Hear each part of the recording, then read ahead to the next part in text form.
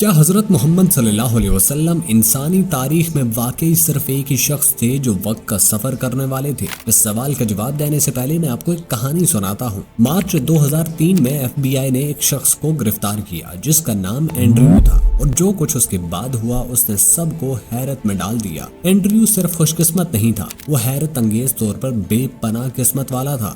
صرف $800 سے اس نے اسٹاک مارکیٹ میں صرف 2 ہفتوں میں $350 ملین کما لیے۔ FBI کو یقین تھا کہ یہ محض قسمت کا کھیل نہیں ہو سکتا، ضرور اس میں کوئی دھوکہ ہے۔ انہوں نے اینڈریو کو پوچھ گچھ کے لیے بلایا، امید تھی کہ وہ کسی انسائیڈر ٹریڈنگ سکینڈل کا پتہ لگا لیں گے، مگر جو کچھ اینڈریو نے کہا اس نے سب کو ہلا کر رکھ دیا۔ اس نے کہا کہ وہ ٹائم ٹریولر ہے جو 250 سال آگے کے مستقبل سے آیا ہے۔ اس کا کہنا تھا کہ اسے معلوم تھا کہ کون سے سٹاکس کا ریٹ بڑھنے والا ہے، اسی لیے اس نے منافع کما لیا۔ اس کی ایک بات کا بھی یقین FBI نے نہیں کیا۔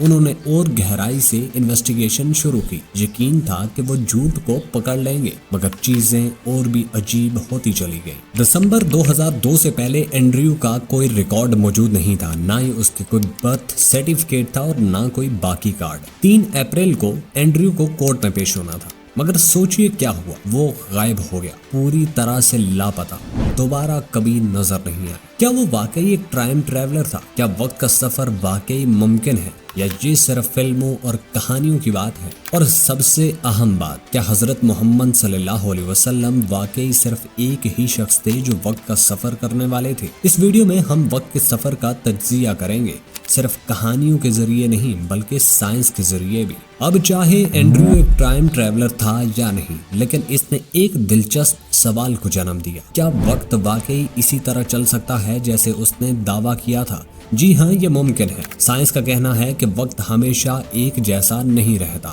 یہ ایک دریا کی طرح ہوتا ہے، کبھی تیز بہتا ہے، کبھی آہستہ۔ جتنی تیزی سے آپ حرکت کرتے ہیں آپ کے لیے وقت اتنا ہی دھیما ہوتا جاتا ہے۔ یہ سن کر ناممکن لگ رہا ہے، مگر ایسا نہیں ہے۔ 1971 میں سائنسدانوں نے اس پر ایک تجربہ کیا۔ انہوں نے 2 ایٹمی گڑیاں لیں، ایک کو زمین پر رکھ دیا اور دوسری کو ایک ہوائی جہاز میں ڈال کر پوری دنیا کا چکر لگوایا۔ جب انہوں نے دونوں گڑیوں کا موازنہ کیا تو جو گڑی ہوائی جہاز میں تھی وہ پیچھے رہ گئی تھی۔ وقت واقعی اس کے لیے دھیما ہو گیا تھا۔ اب سوچئے، اگر آپ کے پاس ایک ایسا راکٹ ہو جو روشنی کی رفتار کے قریب اڑ سکتا ہو اور آپ صرف 10 سال اس راکٹ میں گزاریں، تو جب آپ واپس زمین پر لوٹیں گے تو آپ کو پتا چلے گا کہ یہاں 9000 سال گزر چکے ہیں۔ جی ہاں، آپ واقعی مستقبل میں سفر کر سکتے ہیں، صرف فلموں میں نہیں بلکہ اصل زندگی میں بھی۔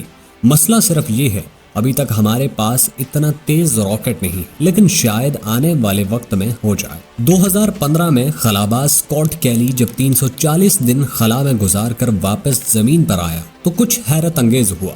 اس کا جسم اپنے جڑواں بھائی مارک کے مقابلے میں تھوڑا کم عمر لگ رہا تھا جو اس وقت زمین پر ہی تھا۔ فرق صرف 0.02 سیکنڈ کا تھا۔ یہ چھوٹا سا فرق لگتا ہے، مگر سننے میں جتنا معمولی لگتا ہے اصل میں اتنا ہی حیرت انگیز ہے۔ جتنا زیادہ آپ مضبوط گریویٹی یا انتہائی رفتار کے قریب ہوتے ہیں، وقت آپ کے لیے اتنا ہی دھیما چلنے لگتا ہے۔ اسے ٹائم ڈائلیشن کہتے ہیں، اور یہ ایک ثابت شدہ سائنسی حقیقت ہے۔ اب سوچئے، اگر آپ ایک بلیک ہول کے قریب کھڑے ہوں تو وقت اتنا دھیما ہو جاتا ہے کہ وہاں کا 1 گھنٹہ زمین پر 7 سال کے برابر ہوتا ہے۔ مشہور سائنسدان اسٹیفن ہاکنگ کا بھی ماننا تھا کہ وقت کا سفر ممکن ہو سکتا ہے۔ انہوں نے ایک مرتبہ ٹائم ٹریولز پارٹی کا انتظام کیا، مگر دعوت نامہ صرف پارٹی کے ختم ہونے کے بعد بھیجا۔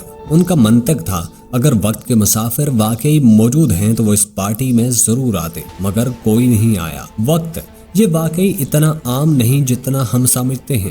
اب بات کرتے ہیں اس بات کی، کیا واقعی نبی کریم صلی اللہ علیہ وسلم نے وقت کا سفر کیا تھا؟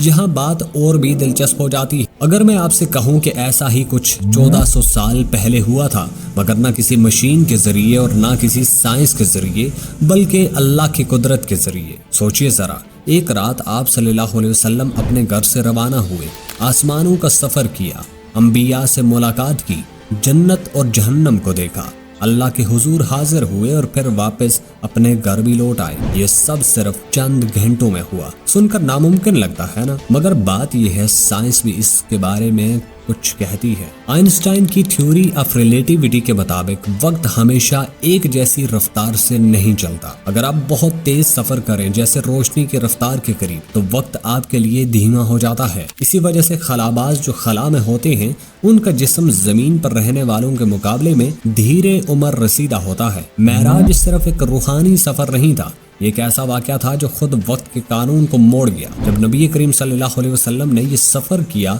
तो उनका तजर्बा लंबा था, मगर ज़मीन पर मुसलसल वक्त में बस चंद लम्हे ही गुजरे थे।